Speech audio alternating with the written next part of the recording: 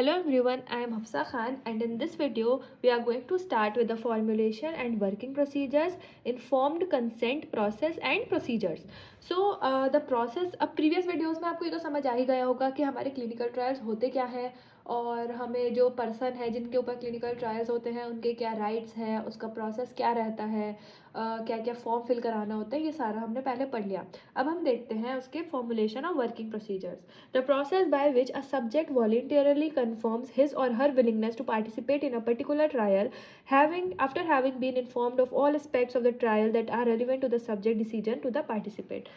ये एक प्रोसेस है जिसमें जो हमारा सब्जेक्ट है, as I have already told, जहाँ भी सब्जेक्ट आएगा मतलब कि उस पर्सन की बात हो रही है जो जिसके ऊपर ट्रायल होने वाले हैं। ओके, तो ये जो प्रोसेस है ये इसमें क्या होता है, जो सब्जेक्ट है, जो पर्सन है जिसके ऊपर ट्रायल होने वाले हैं, वो अपनी विलिंगनेस देता है, वो बताता है कि हाँ आई एम रेडी, मेरी मर्जी से हो रहा है ये सब कुछ, मैं अब मेरी मतलब मर्जी है और मैं ही अपने ऊपर ये ट्रायल करवाने के लिए रेडी हूँ। ठीक है, तो ये होता है। और उसके अलावा इसमें हाँ ये भी है कि जो पर्सन है जिसके ऊपर ट्रायल होने वाला है उसे किसी भी मिसलीड बिल्कुल नहीं करना होता है। जो भी सच इन्फॉर्मेशन है, उसके ऊपर क्या ट्रायल होने वाले हैं, किस चीज़ में वो इन्वॉल्व होने वाला है, सारी चीज़ें उसको बिल्कुल सच्ची सच्ची बतानी होती हैं। Okay, informed consent is a document by means of a written, signed and dated informed consent form। इसमें क्या है, हमारा जो informed consent एक document है by means of a written, signed and dated, मतलब written में उसे देना होता है, उसके sign कराने होते हैं और date भी लिखनी होती है उस consent form पर। The goal of informed consent process is to provide people with sufficient information so that they can make informed choices about whether to begin or continue participation in the clinical trial। इसका main M यही है कि जो हमारा person है जिसके ऊपर trial हो रहा है उसको बिल्कुल सच्चे सच्चे सारी इन्फॉर्मेशन दे दें ताकि वो खुद से अपने सेंसेस में रहकर ये डिसाइड कर पाए कि उसे इस ट्रायल्स का हिस्सा बनना है या फिर नहीं। इन्फॉर्म्ड कंसेंट गाइडलाइंस, अब इसमें आता है हमारा ICMR, that is Indian council of medical research. इसमें होती है हमारी ethical guidelines for biomedical research on human subject. ICH guidelines E6 section, मतलब international conference on harmonization guidelines E6 section 4.8 GLP good clinical practices, information provision and sharing by the research team. इसमें हमारी जो information provision है वो research team share करती है। Discussion and interaction between the researchers and potential participants, जो हमारे researchers हैं मतलब जिनका प्रोडक्ट है, जिनको रिसर्च करनी है, वो पार्टिसिपेंट्स के साथ, जो सब्जेक्ट्स हैं उनके साथ कॉन्वर्जेशन करते हैं, डिस्कशन करते हैं। फिर एक ट्रू अंडरस्टैंडिंग होती है या तो एग्रीमेंट हो जाता है, अब मतलब या तो वो पार्टिसिपेंट्स मान जाते हैं उसके लिए या फिर वो मना कर देते हैं, तो एंड ऑफ कॉन्ट्रैक्ट हो जाता है। अगर वो लोग एग्री कर लेते हैं तो फॉलो अप होता है, मतलब स्टार्ट कर देते हैं वो with the clinical trials. Continue the process of the consent, हाँ, continue the process of the consent throughout the study. फिर जो हमारा कंसेंट है वो पूरी स्टडी में वैसे ही चलता रहता है। The plan of consent process, अब identify the obstacles to participation in study and ways to overcome obstacles. इसमें हम ये देखते हैं कि क्या क्या मतलब परेशानी आ सकती है जब हमारे ट्रायल्स चल रहे हों। और आइडेंटिफाई वर्ड सब्जेक्ट्स विच में नॉट अंडरस्टैंड, जो हमारे कुछ ऐसे वर्ड्स होंगे जो हमारे सब्जेक्ट को समझ में नहीं आ रहे होंगे, उस पर्सन को समझ नहीं आ रहे होंगे, तो उसे अच्छे से एक्सप्लेन किया जाता है। Identify compile frequently asked question list, कुछ ऐसे क्वेश्चन की लिस्ट बनाई जाती है जो बार बार पूछे जा रहे हैं। Okay, decide who will do the consent discussion, ये डिसाइड होता है कि कंसेंट डिस्कशन कौन करने वाला है। और provide adequate time to explain study to subject, मतलब अच्छे से खूब सारा टाइम लेकर उसे प्रॉपरली ठीक से बिल्कुल समझाया जाता है कि भाई तुम्हारे बॉडी के साथ क्या क्या होने वाला है, मतलब हम तुम्हारे साथ क्या क्या स्टडी करने वाले हैं। तो ये सारी चीज़ें हमारी आ जाती हैं कंसेंट प्रोसेस में। Who can sign the inform consent form, subject on legally acceptable representative, मतलब कि खुद से जो सब्जेक्ट है वो या तो साइन कर सकता है या फिर पर्सन कंडक्टिंग रिव्यू कंसेंट, जो कर रहा है उसके साइन होते हैं।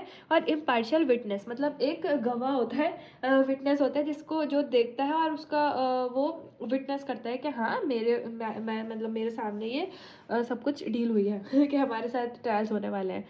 Elements of the informed consent form, अब इन्फॉर्म्ड कंसेंट फॉर्म में क्या क्या आता है, ये जितनी भी आपको छोटी छोटी बीच बीच में एब्रीवेशन दिख रही है ना, ये हो गई, इसको अच्छे से लर्न कर लेना, क्योंकि हो सकता है कि आपसे 2 मार्क्स क्वेश्चन में या फिर एक एक नंबर में आपसे 2 नंबर के जो क्वेश्चन आते हैं AKTU से अगर आप हैं या दूसरे भी यूनिवर्सिटी में, जैसा भी पैटर्न रहता है, तो उसमें कभी कभी ये शॉर्ट फॉर्म्स पूछ ली जाती हैं।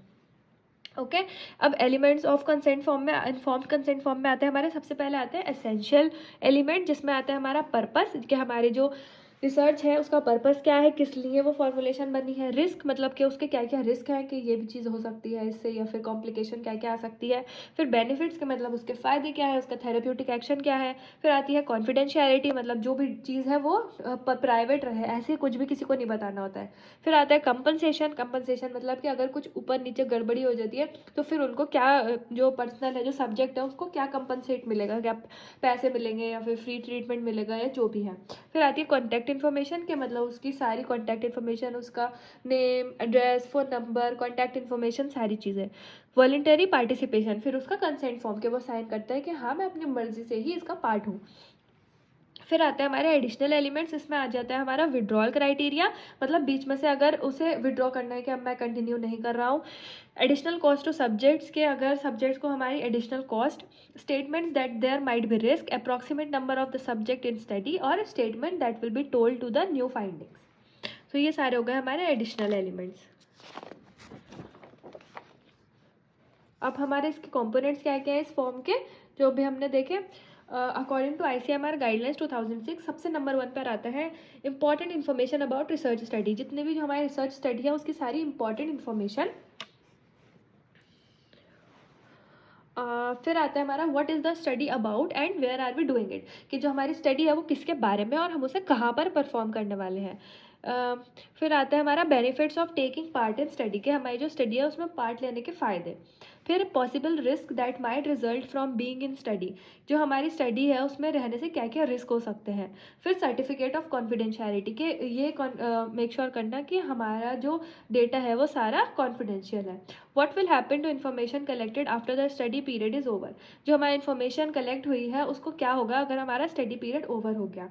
फिर आता है हमारा compensation of being the part of study, अगर हम स्टडी के पार्ट हैं तो उसका कंपनसेशन क्या होने वाला है अगर कुछ गड़बड़ी हो गई। जो पहले हमने पढ़ा है वही पॉइंट्स हैं बस, आप इसको थोड़ा सा और मतलब अच्छे से बढ़ा चढ़ा कर लिख सकते हैं एग्जाम में।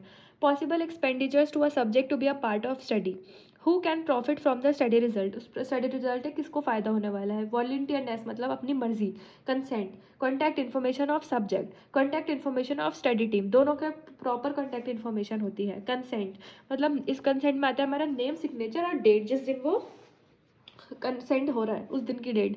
पेरेंट और LAR या उसका नेम